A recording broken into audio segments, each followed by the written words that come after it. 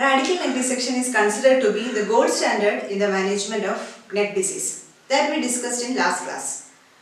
But the life-altering morbidity associated with R&D is very high, especially the shoulder syndrome, which was explained by Martin in 1952, that is shoulder syndrome. Because we are wearing the accessory now, there is pain and also stiffness and also drooping of shoulders, then inability for abduction or flexion of shoulders, and also the winging of scapula. So there are so many other morbidities associated with R&D also that we will discuss along with complications of neck dissection. So the surgeon started thinking of some modifications of R&D. In R&D we know that we are removing the lymphatic level 1 to 5 along with the 1 to 5 along with the spinal accessory nerve, then internal jugular vein and sternocleidomastoid muscle. And Suarez started doing some alterations, removing 1 to 5 but preserving any of this. And it was Boca who actually popularized modified radical neck dissection. So today's class is on modified radical neck dissection. Modified radical neck dissection. So we can see what are the types of modified radical neck dissection, what are the indications of each type, and what are the main differences. These are the indications for MRLD. Actually there are three types of modified radical neck dissection: type 1, type 2 and type 3. So in type 1 we are removing level 1 to 5, similar to that of R&D, and also the sternocleidomastoid muscle, internal jugular vein and also submandibular gland. So level 1 to 5 along with the sternocleidomastoid below wrapped by the internal jugular vein and also the submandibular gland. Submandibular gland and level 1 to 5 are removed in all the three. Okay. And spinal accessory nerve is retaining in level 1, and indication is an operable and palpable neck, that will be N1, N2A and N2B. We can also do that in an N0 neck, but currently selective neck dissection is there, so many modifications are there. So usually for all possible N0, now we are doing selective neck dissection. So operable and palpable neck of N1, N2A and N2B, we can go with a type 1 where spinal accessory nerve is not involved. So if we are retaining a particular thing, if it is not compromising the oncological resection area, then we can do that. So that is type 1. And in type 2 again we are removing level 1 to 5 and sternocleidomastoid and submandibular gland, and we are preserving spinal accessory nerve and internal jugular vein.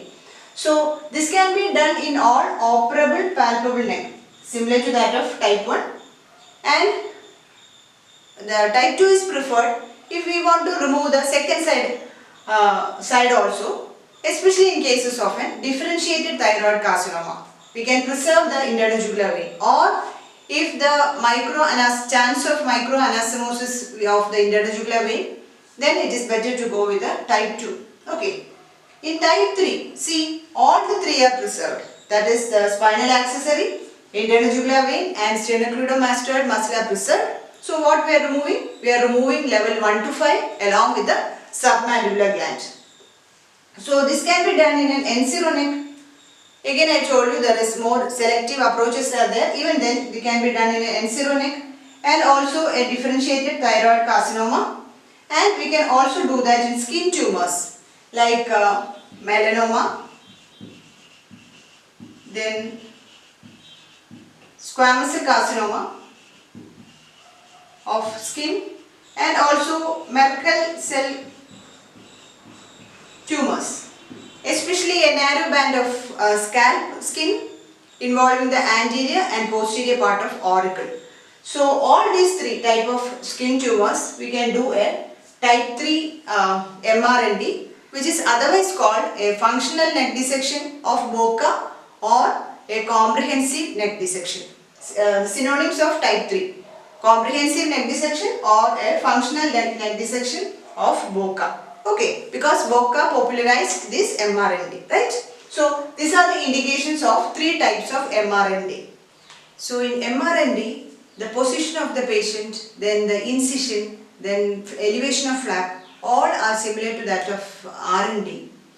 And here the main important step is identification of spinal accessory. So after elevation of the flap, you know the boundaries, which the corners of consternation, the major and also minor, which are very similar to that of RND. And here mandible, then mastoid process. Okay, what are the muscles here? This is hyoid bone, so anterior belly of digastric and also the posterior belly of digastric. Then you have sternocleidomastoid coming.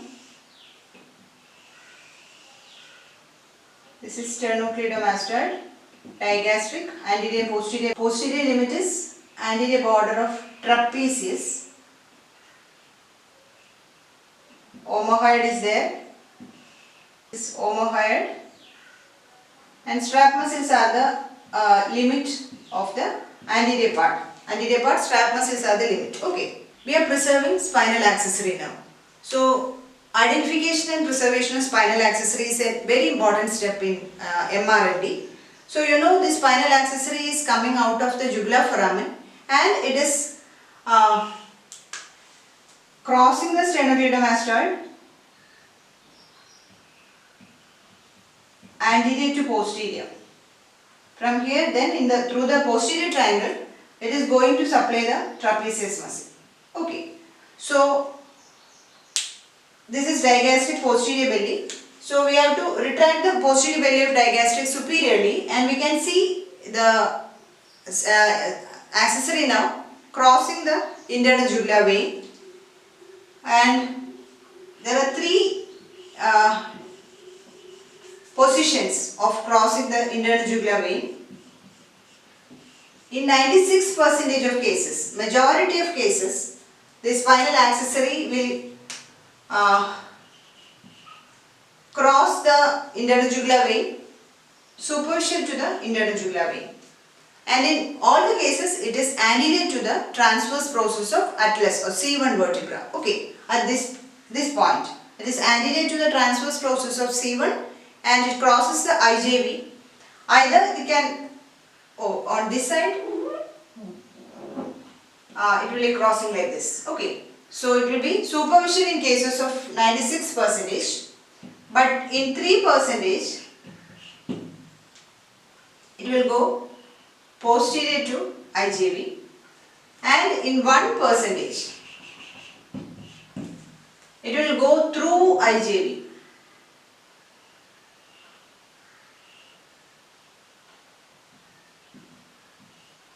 Okay, through a hole in the internal jugular vein, inside, through the fibers of IJV. So usually it is superficial and it is crossing. Okay, that is one point here. And second, around 4 cm from the mastoid process. This length, 4 cm in usual cases. 4 cm along the sternocleidomastoid, it gives perforating branches from the undersurface. It gives perforating branches from the undersurface of sternocleidomastoid and it joins the sternocleidomastoid. And another point is Erb's point.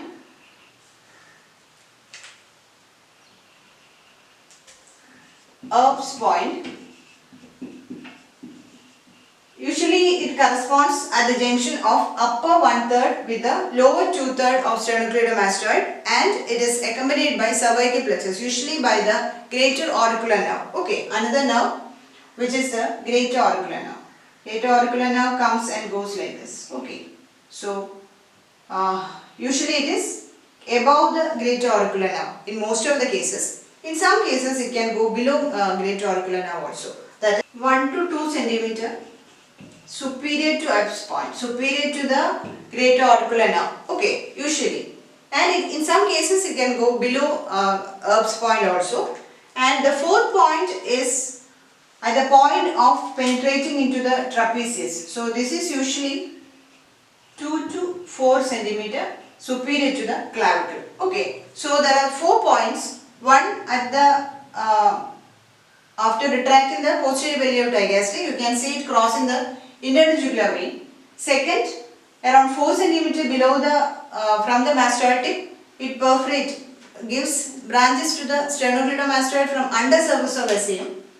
And then at the point of the Erb's point, third and fourth is where it penetrates or gives into the trapezius from its distance from clavicle. And at this point you can identify and safely preserve the accessory nerve. And regarding the sternocleidomastoid, either you can retract. If you are working on the posterior surface, you can retract it anteriorly and work there. If you are working in level 1, 2 and 3, you can retract the sternocleidomastoid posteriorly and work there. Or you can cut the lower surface and retract it above, and after doing the clearance you can resuture it. That is also another method of preserving sternocleidomastoid. All others are similar to that of dissection of level 1 to 5 and removal of submandibular gland. Here they are all similar to radical neck dissection, and after this closure, and after getting hemostasis, closure with the drain similar to that of RND. So this is the 3 types of modified radical neck dissection.